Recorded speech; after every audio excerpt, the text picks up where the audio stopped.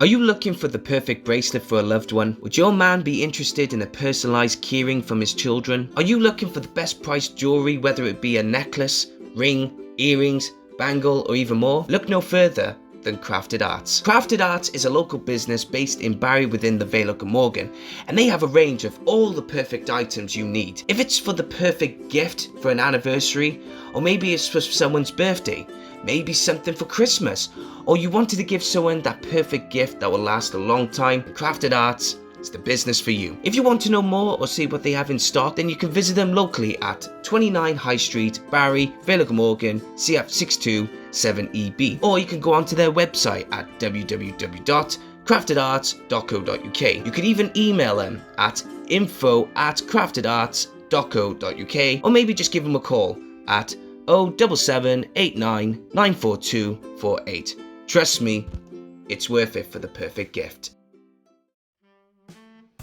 The best thing about Creative Space is that we don't just want to encourage people in being creative in TV, film, or even theatre. We also want you to be creative in a variety of other things as well. So do you want to have experience in making jewelry? Do you want to pick up a hobby but do not know what to take or where to start? Then look no further than the Vale Jewelry Workshops. Vale Jewelry Workshops provides the best experience in teaching you how to make the best sterling silver jewelry. They will help you make a range of silverware including rings, bracelets, and many more pieces. You will learn the basic silversmith skills such as soldering, texturing, shaping, and lots more. Not only do the workshops provide the experience for adults, it also provides the best experience and fun for children as well. So if you want to learn on how to make sterling silver jewelry, and if you're very interested, go onto their website at www.valejewelryworkshops.co.uk or get in touch with them via email at info@valejewelryworkshops.co.uk or even phone them at 07789 794248.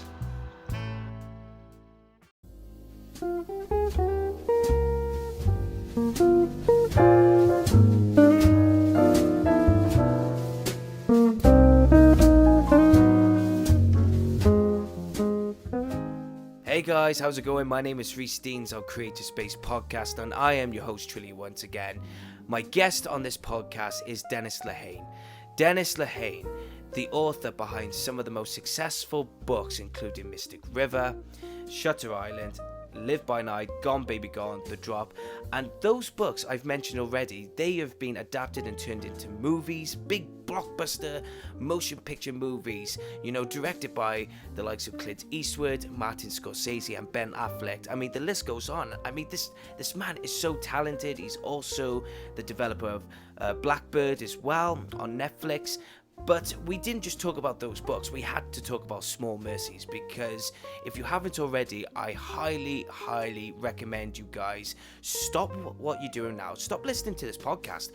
Go out into the open world, go to Waterstones, go to WH Smith's, if not, order it on Amazon. Get Small Mercies.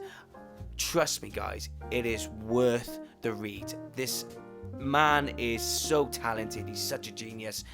I love Small Mercies. As soon as I got the book, I couldn't put it down, honestly. So if you haven't already, it's out in stores now, Small Mercies. That's what we talked about.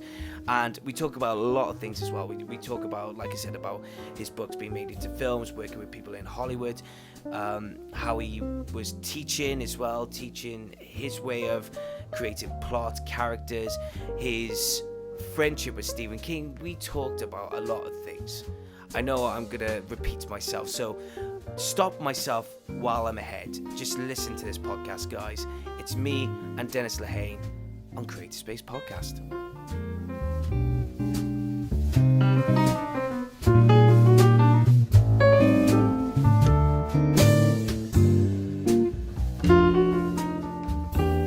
Dennis Lehane on my podcast here, and you've just recently had a book published, and oh, you went again. Yeah, I had a book published called Small Mercies. Mm-hmm. And I've read the book and I absolutely loved it. Loved it. And one of my favorite elements of the book is, of course, gangsters. I love my gangsters. I love the films, the books, anything to do with gangsters. I love it. But before I go on to Small Mercies, I've always wanted to ask any author this question is, Why did you want to be an author? Oh, I don't think it was a real conscious choice. It was something that I just needed to do from a pretty young age. It was a place I felt safe to go into my imagination, and I felt this way of sort of ordering the world. I think a lot of people become writers because they make order out of chaos. Chaos is regular life. Writing is ordering of regular life. It's the ordering of, it's a telling a story with a beginning and a middle and an end. Most stories in our real lives don't have beginning, a middle, and end. We do this, we do that. It's not really connected. We decide maybe we're going to go over here and do this. And if you made a story that was really about real life, I don't think anybody would want to watch it. So I think, it was just then when I was 20, after I dropped out of 2 colleges, I came to the realization that it was the only thing I was good at, was making stuff up. And so I I remember going to my parents and saying, I think I'm going to try to become a writer. And they were like, okay. And they supported me. And I was very grateful for that. When it came to, so when it did came to, after all writing these books and everything, Mystic River, Shutter Island, etc. When it Yeah. comes to Small Mercies, one of the questions I've always wanted to ask people when it comes to writing stories that involves gangsters and everything is because of the character Mary's search for her daughter, Yeah. and and she gets the help against the attention from the Irish mob, etc. From what I gathered, it's like I don't know if I read it completely wrong, because sometimes I do read, when I read a book, I sometimes misinterpret and I have to go back and think, okay, but it looks as though he doesn't want the attention, etc. But do you think or believe you wanted to show how one crime boss's business can turn into a quote unquote deadly personal pursuit for justice? In other words, one ignorance is another person's downfall, etc. Well, so I'm not sure what is the exact question there? So yeah, so basically, did you just want to? Because every time I was trying to explain this in a little bit more detail. One of the things I've always noticed in gangster films, they always say it's not personal, it's business. Yeah. And one of the things I always wanted to see happen is, because the person that's been affected, obviously it's personal. So did you ever? What I'm trying to say is, did you ever try to make it clear in some ways that this crime boss Yeah. is in a lot of deep trouble, No, yeah. no, I didn't feel like the idea of the story is, it's got some basis in reality, Mm. is that, desegregation of the Boston public schools is about to take place in the summer of 1974. And that caused a lot of violence and strife in the entire city, but also particularly in South Boston, which is where the book is set. And the idea was that they were going to be busing in African American children to desegregate the public schools. So, and they were going to bus out white children to go to predominantly African American neighborhoods. The people who financed a lot of the anti-busing movement were in reality the Irish Mafia. And so in this book,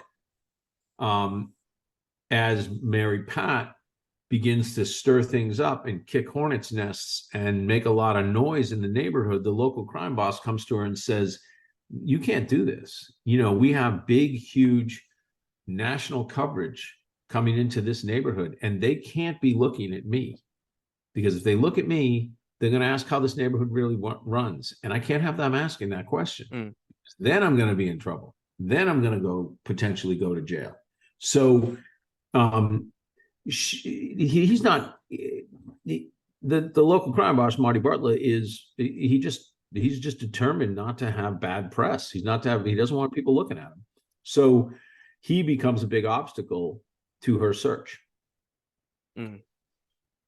Do you know when it comes to writing Small Mercies? What was the intentions? What was the goal for you in writing Small Mercies? Well, part of it was I wanted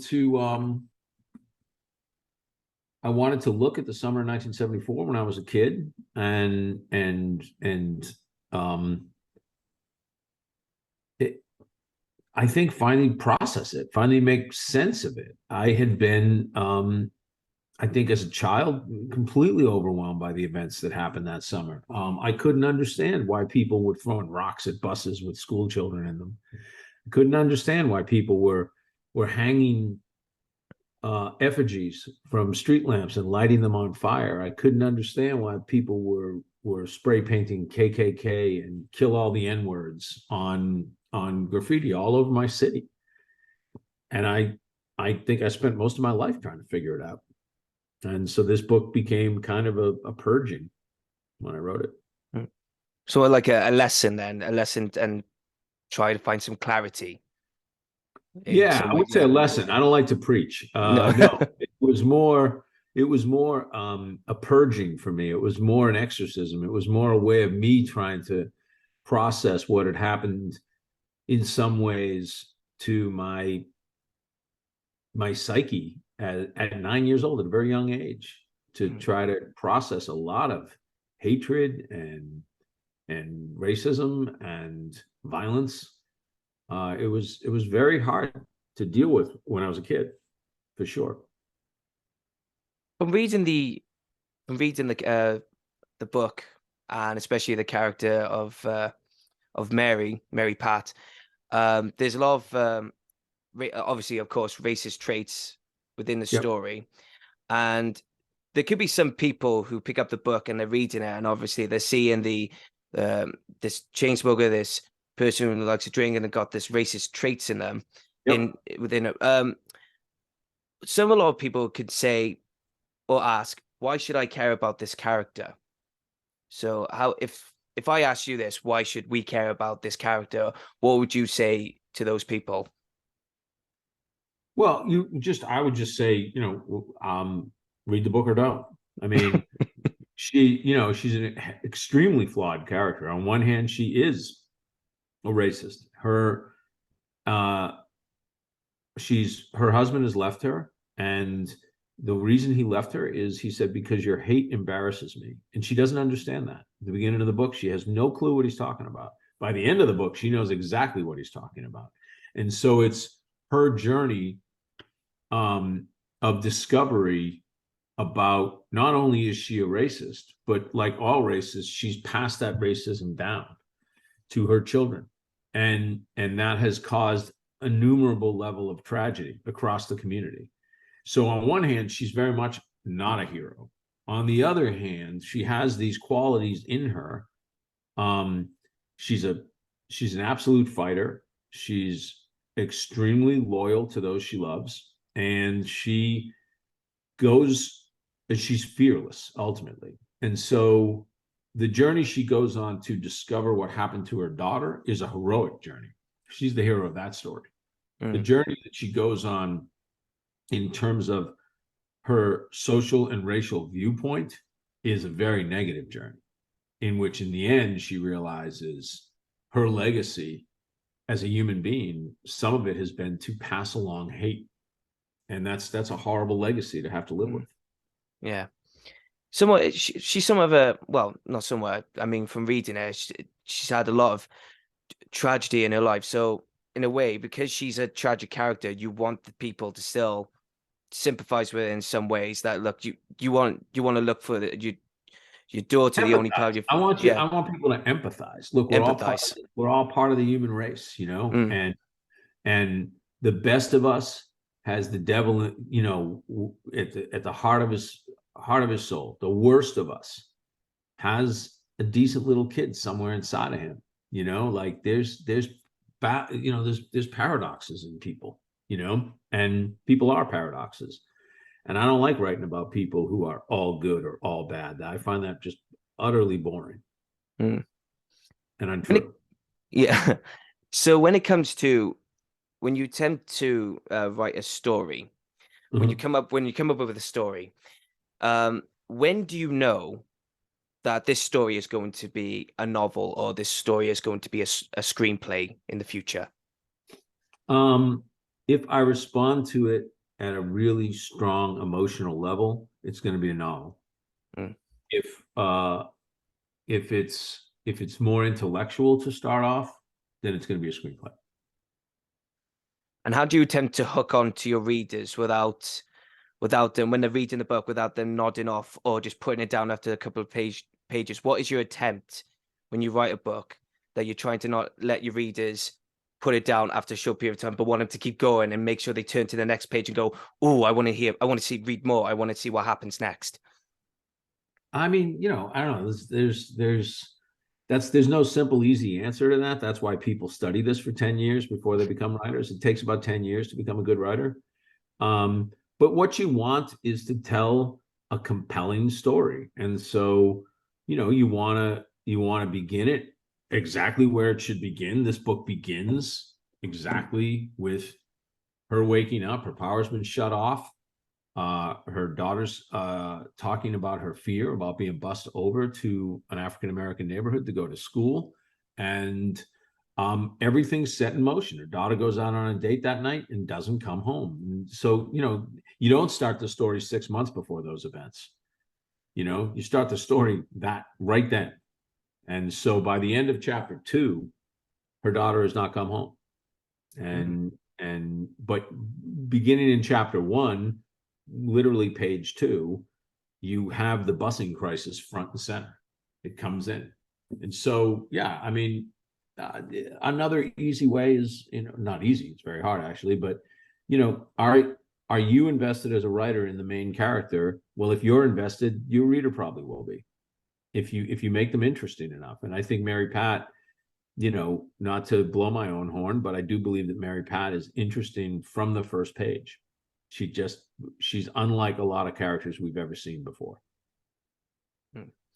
So could you tell me more about the segregation in Boston? Because obviously me being from the UK and everything, and right. But would you kindly just sure tell a little, tell a little bit more? What happened was they figured this out nationally, but in Boston, it was the way they dealt with it that was different.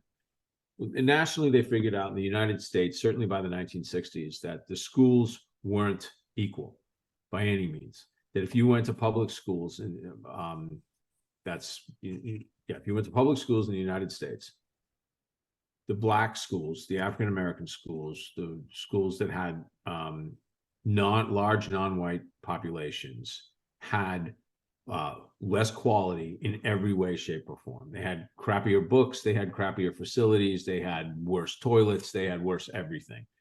And no matter what everybody tried to do in Boston to desegregate the schools, to make the schools accept students, make white schools accept students of color, this Boston school committee fought them.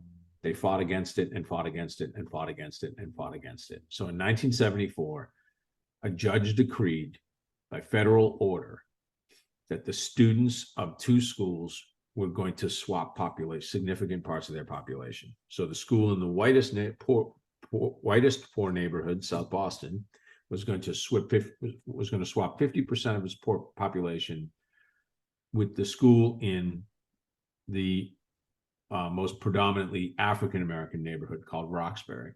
And the students were going to be bused from their homes to the other schools. That was the solution that they came up with to end segregation in the Boston public schools.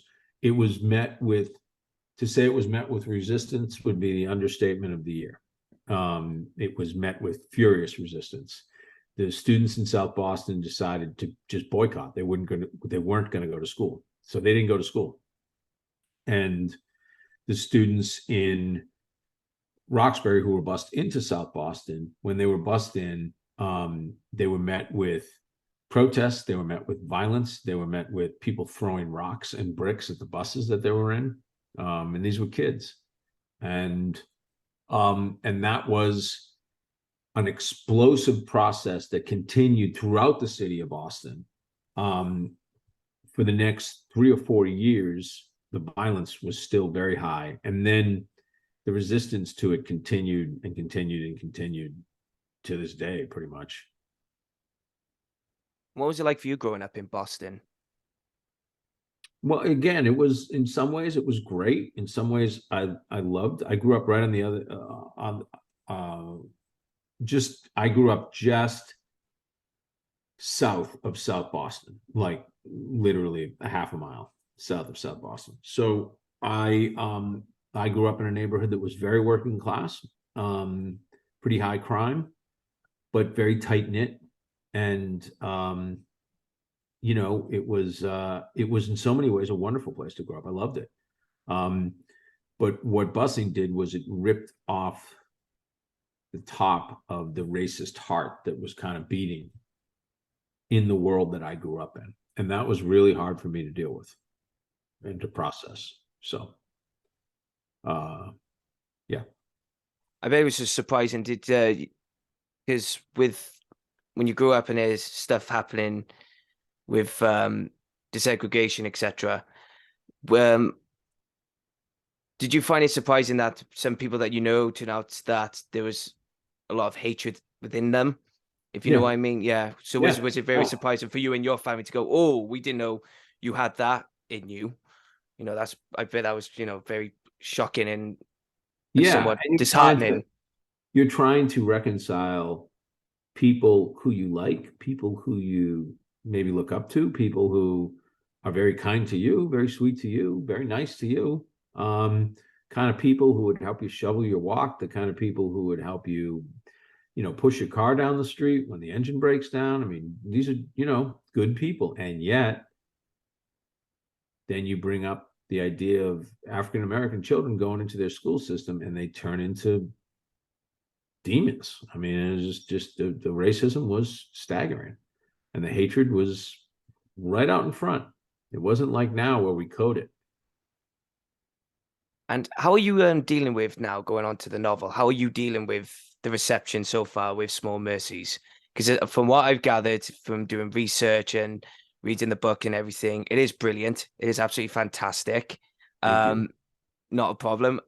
And from what I've seen, it's been well received, not just well received. Yeah. I mean, Yeah. a lot It of people is. love it. It has been. It's been gratifying and a little surprising and really gratifying. And when you write something from a personal place, which this obviously came from, to see it be received with such open arms and warmth, that's great, man. It feels fantastic. I got I can't, at the end of the day, a writer wants to connect. That's what you want to do. You want to connect. You're writing out into a void and you want at some point for the void to say, hey, I got you. This feels like the void got me. So it's like understood me. So it's like great. And there was one guy that I was watching on YouTube, can't remember his name, and he said, "I hope this book turns into a film sooner rather than later." Has anyone come up to you and said, "Oh, this should be a film straight away"? I bet your response was, "Oh, another book of mine going into a film? God, give me a break." No. This is actually something that I've already. I have sold this to Apple TV, who I did the TV show Blackbird with, and we're going to do this as a limited television show. Oh, no way. Yes. Yeah. Oh, I really look forward to seeing that then. Yeah. And so when it comes to the other adaptations of your Yeah. books, you've had Mystic River, obviously, Shutter Island, Gone Baby Gone, Live by Night. Which one was more personal for you?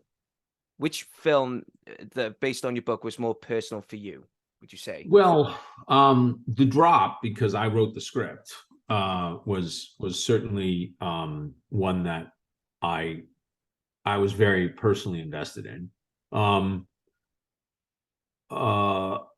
But I would say Ben Affleck shot Gone Baby Gone, not only in the city of Boston, but within the very neighborhood where I had set it, where I grew up. It's the neighborhood where I grew up. The opening shot is literally 1 block over from the street in the opening shot is 1 block over from where I grew up.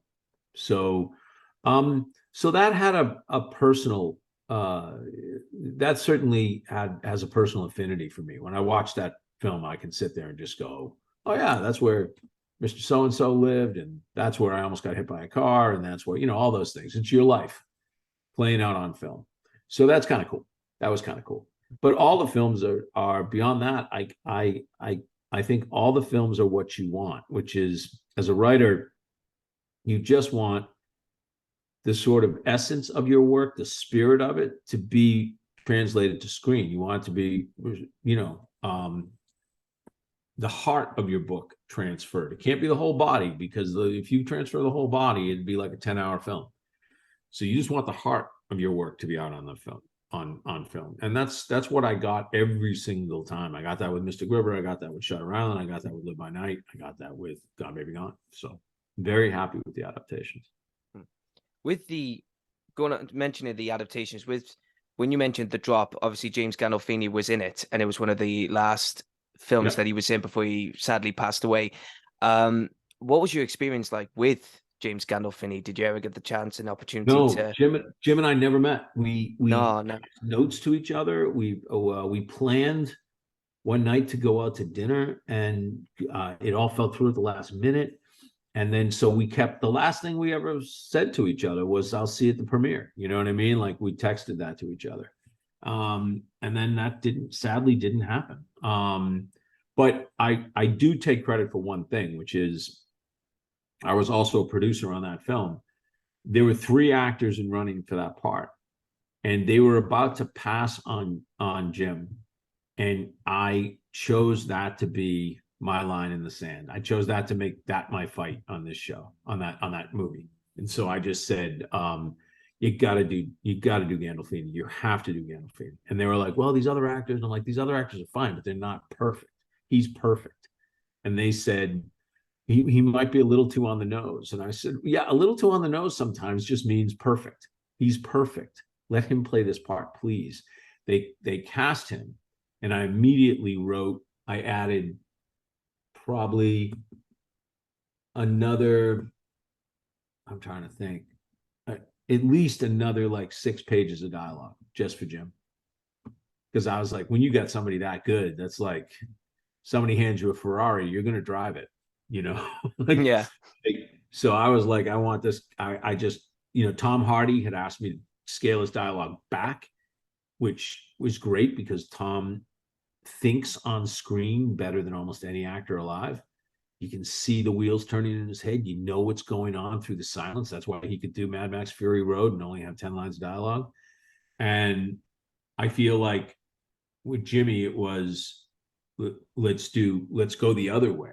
Let's see somebody who can just really let it rip when it comes to dialogue. So I gave him all sorts of fun things to do. He was great. So fun. Any actor, because your books have been made by the giants of the film industry. I'm jealous of you, man. You've had Martin Scorsese, you've had Clint Eastwood, Ben Affleck, you've had Sean Penn, Tim. The names can go on. Yeah, I'm there going, dude, how did this happen? Like, no, I know. It's a ridiculous level of luck. But I will say, the only thing I ever say when it comes to the adaptations of my work, because people are like, well, how do you, is it because the book's so good? I'm like, no, it's Hollywood screwed up more books than you can count. It's not me, it's them. It's the people who made the movie. But the only thing I take credit for is I'm very, very selective about who I sell to. I don't just sell to a studio. Not going to just say to Warner Brothers, yeah, take my book and do whatever you want with it. I hold out until the people involved are the type of quality I want to work with. And that's what happened with Ben Affleck. And that's what happened with Clint Eastwood. And that's what happened with, I'd gotten involved with Mike Medavoy, because Mike Medavoy had produced some of my favorite films, including Apocalypse Now. It was Mike Medavoy and a guy named Brad Fisher who got the script to Leo DiCaprio, and DiCaprio who got it to Scorsese. That's how Shutter Island happened. It's who you get involved with. It matters. It really matters. Are you looking for the perfect bracelet for a loved one? Would your man be interested in a personalized keyring from his children? Are you looking for the best priced jewelry, whether it be a necklace, ring, earrings, bangle, or even more, look no further than Crafted Arts. Crafted Arts is a local business based in Barry within the Vale of Glamorgan, and they have a range of all the perfect items you need. If it's for the perfect gift for an anniversary, or maybe it's for someone's birthday, maybe something for Christmas, or you wanted to give someone that perfect gift that will last a long time, Crafted Arts is the business for you. If you want to know more or see what they have in stock, then you can visit them locally at 29 High Street, Barry, Vale of Glamorgan, CF627EB. Or you can go onto their website at www.craftedarts.co.uk. You can even email them at info@craftedarts.co.uk, or maybe just give them a call at 07789 94248. Trust me, it's worth it for the perfect gift. The best thing about Creative Space is that we don't just want to encourage people in being creative in TV, film, or even theatre. We also want you to be creative in a variety of other things as well. So do you want to have experience in making jewelry? Do you want to pick up a hobby but do not know what to take or where to start? Then look no further than the Vale Jewelry Workshops. Vale Jewelry Workshops provides the best experience in teaching you how to make the best sterling silver jewelry. They will help you make a range of silverware including rings, bracelets, and many more pieces. You will learn the basic silversmith skills such as soldering, texturing, shaping, and lots more. Not only do the workshops provide the experience for adults, it also provides the best experience and fun for children as well. So if you want to learn on how to make sterling silver jewelry, and if you're very interested, go onto their website at www.valejewelryworkshops.co.uk or get in touch with them via email at info@valejewelryworkshops.co.uk or even phone them at 07789 794248. When I watched the CBS morning interview that you had, they mentioned, the interviewer mentioned Clint Eastwood and Martin Scorsese. And you turned around and you said that you were a bit more drawn back on Clint Eastwood than Martin Scorsese, because you said, "Oh, it's Martin Scorsese. Yeah, of course I'm gonna have my book be directed. The book be directed by him into a film, etc." But with Clint Eastwood, you said something down on the line of, you wasn't so sure." No, not because of Clint Eastwood. No. Yeah, I was want gonna to say. be clear on that. We'll be super clear on that. I love Clint Eastwood as a director. A Perfect World is one of my favorite films. I love Josie Wales. I love so many Clint Eastwood films. So when Clint came along, I was like, well, I'll at least take his call, because the point was I did not want to sell Mystic River under any circumstances to anybody. And so that was back 20 years ago. And I just was like, no, Hollywood will F this up. Hollywood's going to mess this up. So I started taking phone conversations with Clint Eastwood, because he's Clint Eastwood, for God's sakes. And he convinced me. He was like, I'm not, and that's maybe where I got this idea, because he's like, I'm not a studio. I'm Clint Eastwood. I will make this the way this, the magic words he said to me is, this isn't a mystery, this is a tragedy as a story. And I said, if you get that and you're going to hold that ending, he said, I won't let anybody screw up this ending. And the studio pushed back against him, and he said, fine, I'll find half of. They cut his budget in half, so he went and got the other 20 million someplace else. That's because you're Clint Eastwood. You can do that. He's Clint Eastwood, motherfucker. when I haven't seen Mystic River in a long time, but the one scene that always sticks out in my mind is that famous scene where Sean Penn is being held back and he's screaming, "Is that my daughter in there?" Right. Oh my God. How did you find that scene when you watched it for the first time? Oh, exactly. It was great. It was one of those rare times where you're sitting there and you're saying, I got that scene played out exactly as it was in my head. That's kind of cool. That exactly like I wrote it. And Sean, I think, even chipped the tooth of one of the extras who was playing with the pops, who held him back. He actually elbowed the guy in the mouth. So yeah, no, that was great. That was wonderful. I was really very happy with the way that Mystic River turned out. So yeah, I bet he didn't Yeah. get. I bet that extra didn't get his teeth fixed. Yeah, no, I got elbowed in the teeth by I, Sean Penn. yeah, I don't know, but The other scene is on Shutter Island that always stood out for me because I'm a big World War II enthusiast. I love looking into all the nooks and crannies of World War II, and of course it was the Dachau liberation of the camp in Dachau in Shutter Island. Um, was it always going to be? What was the intentions of using, that experience in Shutter Island when you wrote the book, and then when he was going to be depicted in the film? well, I was trying to get at a man whose life has been riven by violence, by insane levels of atrocity. And what happened at Dachau, which is well documented, is that when they showed up, the liberation troops showed up. They found the camp. They had no idea what they were going to be walking into. They found all of these bodies stacked up for incineration at the train station.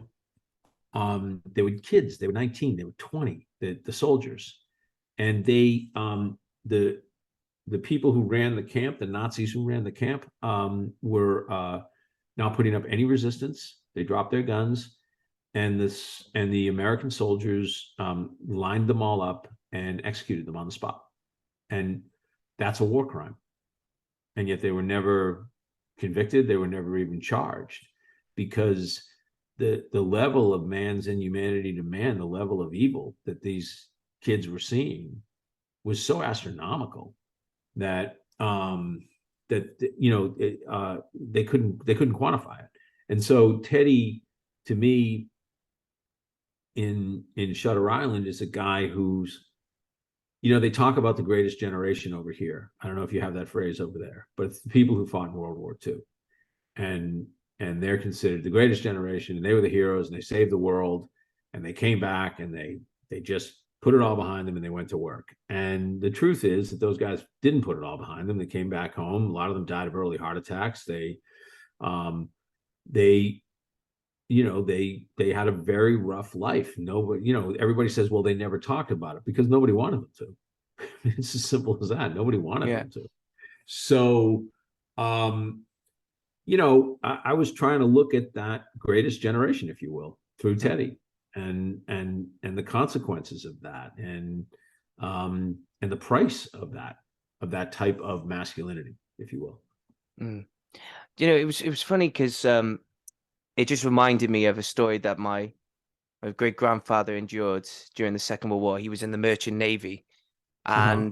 and what had happened was his ship got sunk, and it was off the coast. A group of Americans picked him up, saved him. They brought him back, and they gave him a few quid, a few dollars to say, right, get your ass home back to the UK. But the ship that he went to Scotland, so he had to go from Scotland all the way down to England, then try to get into to Wales. But during that period, he was not. It got to a point where I think he got to England, somewhere in England, and the Salvation Army, even though they were supposed to be helping all the servicemen, he went up and Yep. said, I've run out of money. I can't get back to Wales. Could you help me out? And they just turned around and said, no, because you're not part of the army. You're not in the Royal Navy. You're not in the army. You're in the merchant. We don't Right. help. And he was just like, what? Wow. And Yeah. he eventually got back. And it just, for some weird, strange reason, it just popped into my head, and I was like, "Oh wow, I need to tell the story." But Yeah. but years after, and this is what my grandfather told me. They were out in a pub somewhere in Barry, and so there was my great grandfather, and it was my grandfather, and a group of friends, and all of a sudden, a Salvation Army member came in, and whatever he said, or whatever he said, I don't know, but my great grandfather just snapped and went for the guy. And he went, yo, and went to go for him. My grandfather had to hold him back, and he was like, yeah, you better leave. But this poor guy was just stood there going, I Sure. don't know what this problem is. Right. And And yeah, it was just for some weird reason how it popped into my mind. That always Yeah. stood out for me. And another one as well, when you were speaking of Campton ever, it was on my grandmother's side. Her father, he's got a tattoo, and now the thing about my grandmother's father, and I think I get this from him because I'm a potential playwright. He's a bit of a storyteller. Uh-huh. You don't know what is true and what is false with him. He's Yeah, a that's most good yeah, storytellers, right? Yeah. yeah, and you don't know what is accurate with him. But he did fight in World War II. He was in the Navy, and he's got a tattoo. Now, normally, I think it's like a bluebird. If you've got a bird on your hand, that's like a symbol to say that you were part of you were a prisoner of war.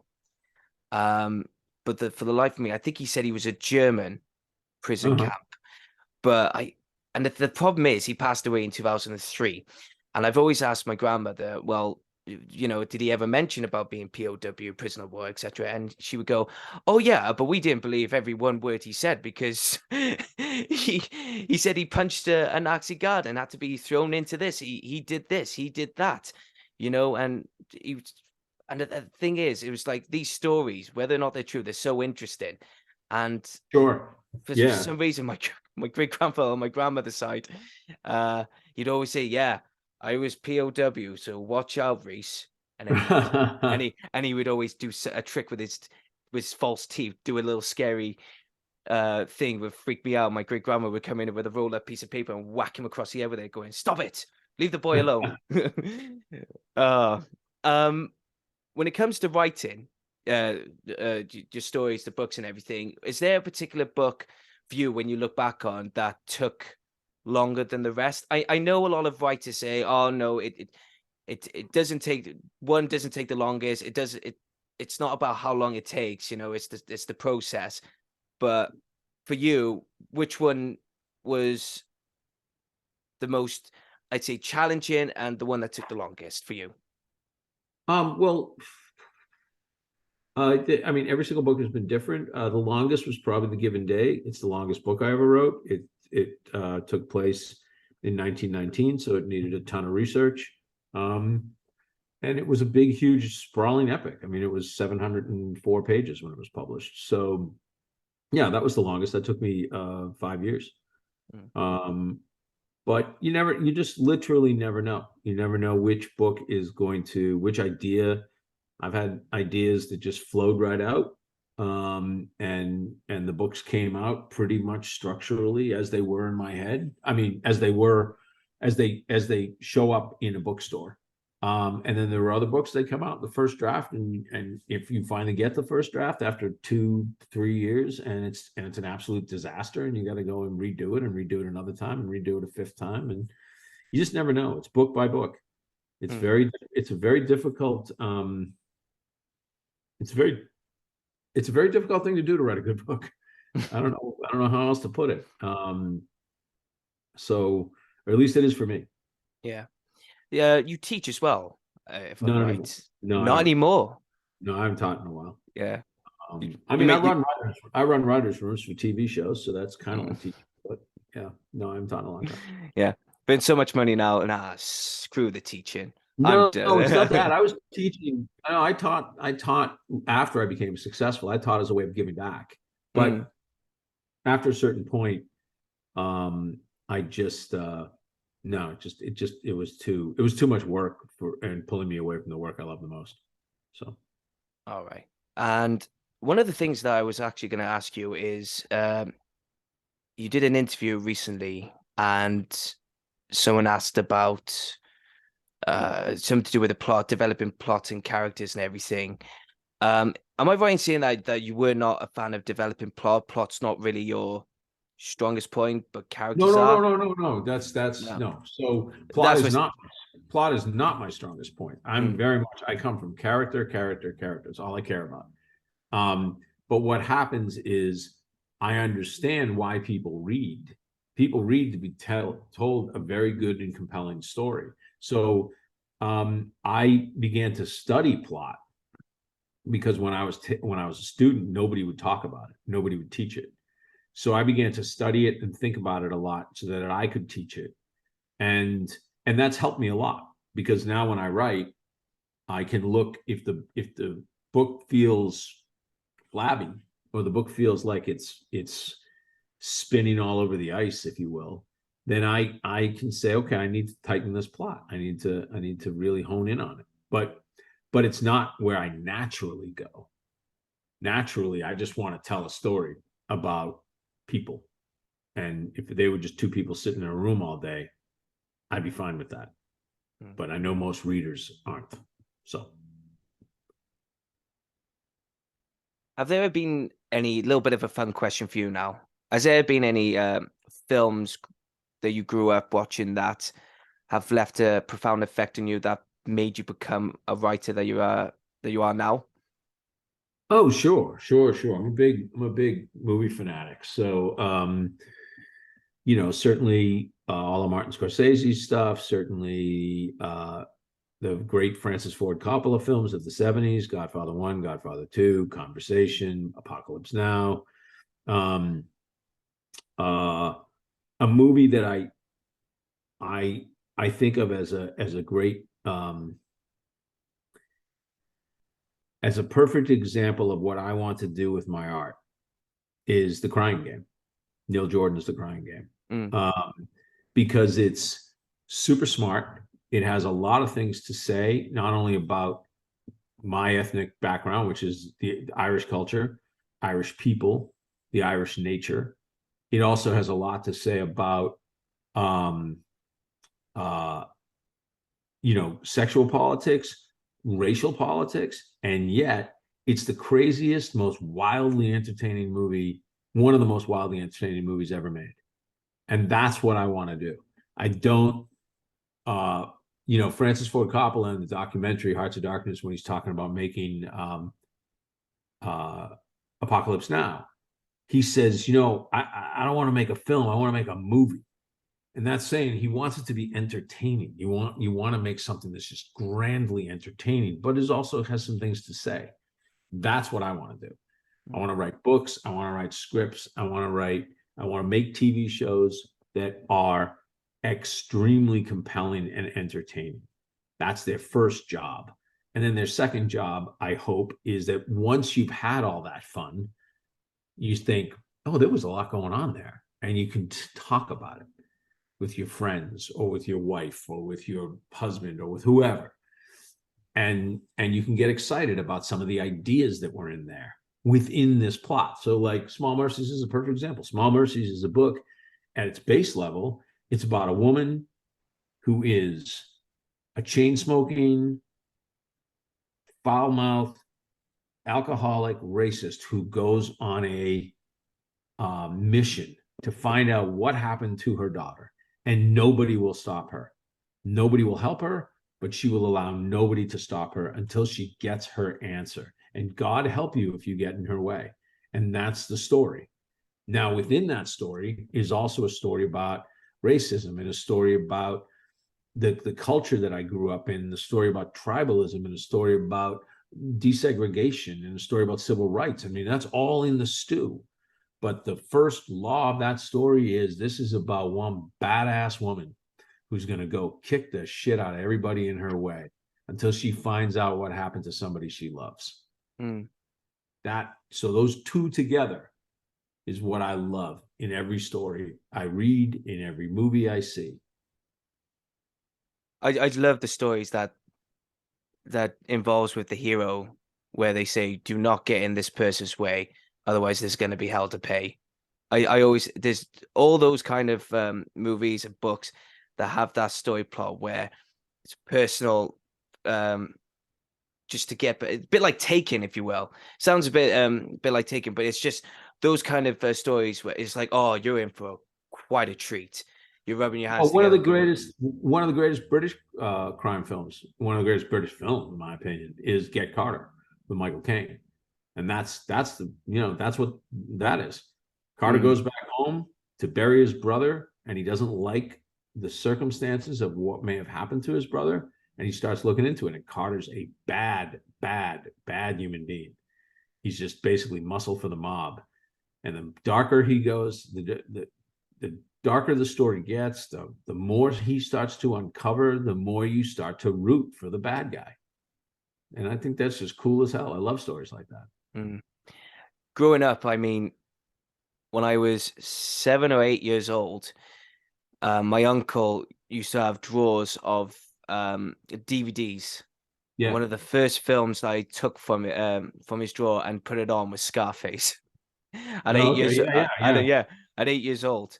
And I told the story before, but it was funny because when I went to school the following day, I got into so much trouble that because I turned around and called the t the teacher a fucking cockroach. Oh, great. Yeah, I was like, great. And I got sent home, and um, my grandmother had to come and pick me up. But as I went to pick up my bag and my coat, I walked back into the classroom, and the teacher was like, "Reach, you're not supposed to be here." And everyone just looked at me. I went, "So say good night to the bad guy." And I wasn't even seen at I wasn't even seen from school for another week. Oh, films leave a profound effect on you, and yeah, and then, but every time I've spoken about this as well. When people ask me about my favorite films, I mean, the top three always for me is The Godfather, Jaws, and Pulp Fiction. And people always go, "Why Jaws?" And Jaws is a brilliant film. I was Jaws like, is great. "Jaws is freaking awesome." It's about, yeah, it's. I mean, for me, my favorite character is always the chief of police. You know, Roy Scheider's character, Yeah. and Brody. yeah, Brody, and I love the scene because it becomes it goes from being a community problem to a personal vendetta, because I love the scene where um after the shark attacks one of the civilians, and it leaves the chief's Brody's son in a bit of a shock, and they're pulling him back onto the beach, and it's just that scene where Brody looks at his son, and he just looks up, and the camera's on him, and it just looks out into the distance, and it cuts to the Into the water. ocean.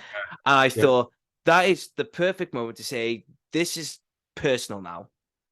You've touched my family. Now I'm coming after you. And I don't know why. A lot of people don't even, they mention about the shark blowing up. They mention about the scene where they're getting drunk and having a sing song, but that is my favorite scene altogether because it perfectly just changes the whole plot of being a community problem to now a personal problem. Personal problem. Yeah, Yeah, it's good. and that's another reason. So when when you do give advice, just go last couple of questions as well, Dennis. And Yep. thank you so much for being on a Of course. Of podcast. course. I've had fun talking to you about your book and all the other projects that you've done. When it comes to people always coming up and asking for advice, what is the one crucial advice you would give to people? Well, if you want to be a writer, you got to read. I mean, that's one of the first things. And that sounds so simple, but uh, the more technology takes over our lives on a regular basis, I do notice that, a lot of people don't read, and yet they want to be a writer. Well, you can't do it. You just can't. If you don't read, don't try to become a novelist or a short story writer. You could maybe become a screenwriter if you watch a lot of movies, sure. But I'm always shocked by that. So if you're going to be if you really want to be a writer, read. Otherwise, I would say depersonalize it as much as you can, because it's really hard to learn and it takes a long time. I believe in the 10-year rule. I believe very strongly in it. And it takes 10 years or 10,000 hours to really get good at this and to really know what you're doing. And I say that not only as a novelist, but it then took me another 10 years as a screenwriter. So it took me 10 years to figure out how to be a novelist. Then once I was a novelist for quite a while, then I got a job on The Wire and HBO's The Wire. And I didn't know I had enough skills to be capable at it, but I didn't feel like I mastered screenwriting, really mastered it, until 10 years later when I was working on a show here called Mr. Mercedes. So if you understand that, if you accept that, then just check your ego at the door and try to learn. Just learn. Suck it all in. Everything you can. You want to be a screenwriter? Watch every great movie you can find. See if you can get your hands on the scripts. They're not hard to find online. Watch all the great television that's out. Learn. Soak it up. Learn. Try and do it. And if you can, take a class or 2 or 3. That's my advice. What's the best advice you've ever had from an author, a screenwriter, a director, etc.? My first teacher, when I was 16 years old, my first writing teacher, told me a writer never explains. Once you've done your work, it's out of your hands. And anything you say about it, once it's left your hands, is pointless. It's all in the book or it isn't. And I love that. When you mentioned Mr. Mercedes, I got to mention Stephen King. Yeah. I mean, the man of the hour, the man of the power when it comes to writing books and writing horror. Have you ever met Stephen King? If so, What is your fond memories of Stephen King? I almost killed him in a golf cart once.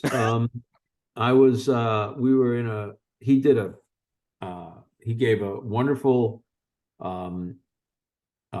speech at a writers conference I was running in Florida. He showed up. He was wonderful. He donated. It was a ticketed event. He donated all the money that was brought from the event to my writers program. This is when I, still taught regularly. And we had to get from a dinner to the venue. And this was on a campus in Florida, a college campus. And we had a golf cart.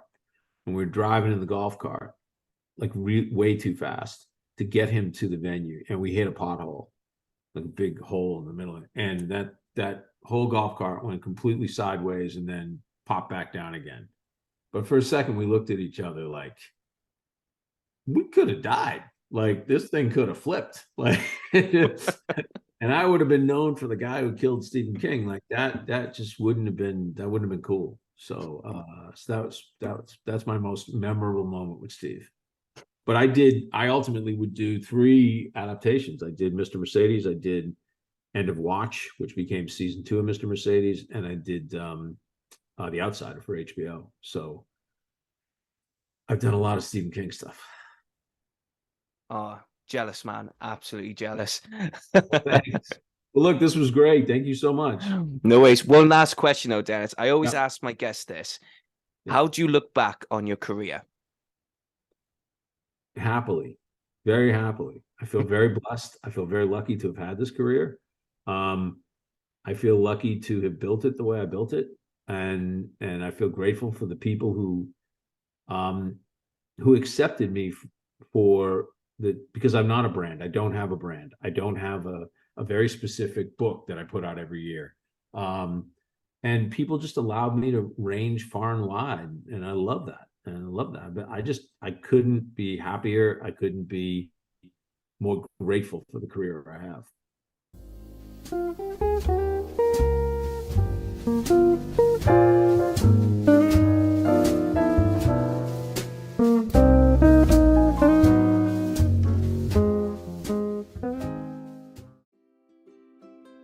Are you looking for the perfect bracelet for a loved one? Would your man be interested in a personalized keyring from his children? Are you looking for the best priced jewelry, whether it be a necklace, ring, earrings, bangle, or even more? Look no further than Crafted Arts. Crafted Arts is a local business based in Barry within the Vale of Glamorgan, and they have a range of all the perfect items you need. If it's for the perfect gift for an anniversary, or maybe it's for someone's birthday, maybe something for Christmas, or you wanted to give someone that perfect gift that will last a long time, Crafted Arts is the business for you. If you want to know more or see what they have in stock, then you can visit them locally at 29 High Street, Barry, Vale of Glamorgan, CF627EB, or you can go onto their website at www.craftedarts.co.uk. You can even email them at info@craftedarts.co.uk, or maybe just give them a call at 077 89 942 48. Trust me, it's worth it for the perfect gift. The best thing about Creative Space is that we don't just want to encourage people in being creative in TV, film, or even theatre. We also want you to be creative in a variety of other things as well. So do you want to have experience in making jewelry? Do you want to pick up a hobby but do not know what to take or where to start? Then look no further than the Veil Jewelry Workshops. Veil Jewelry Workshops provides the best experience in teaching you how to make the best sterling silver jewelry. They will help you make a range of silverware including rings, bracelets, and many more pieces. You will learn the basic silversmith skills such as soldering, texturing, shaping, and lots more. Not only do the workshops provide the experience for adults, it also provides the best experience and fun for children as well. So if you want to learn on how to make sterling silver jewelry, and if you're very interested, go onto their website at www.veiljewelryworkshops.co.uk or get in touch with them via email at info@veiljewelryworkshops.co.uk or even phone them at 07789 794248.